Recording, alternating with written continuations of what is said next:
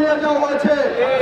এই লুটের যে রাজা ছিল, এই লুটের নায়কদের অন্যতম ছিল ভান্ডারিয়ার স্বতন্ত্র যে এমপি প্রার্থী হয়েছিল মহারাজ, তিনি ছিলেন। তার ভাই মিরাজ ছিল, স্বরূপবাড়ির এক ছেলে সুমন ছিল এবং এদেরকে সহযোগিতা করেছেন পিরোজপুর এলজিডির সদ্যবিদায়ী যিনি এক্সিএন ছিলেন নির্বাহী প্রকৌশলী আব্দুল সত্তার। ওনার ছেলেরা ছাত্রলীগের নেতা, ওনার ছেলে রিফাত ছাত্রলীগের ভাইস প্রেসিডেন্ট জেলা কমিটির বরগুনার, ওনার আর এক ছেলে শিফাত বরগুনা সহ সাংগঠনিক সম্পাদক।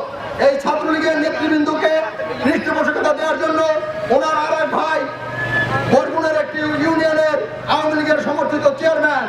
এই সমস্ত আওয়ামী লীগের পৃষ্ঠপোষকদের এবং আওয়ামী লীগের ভিত্তি শক্ত করার জন্য পিরোজপুরে চাকরি করতে এসে ভাগাভাগি করে বিগত 6 মাসেই নাকি 1,500 কোটি টাকা লুট করে নিয়ে গিয়েছে।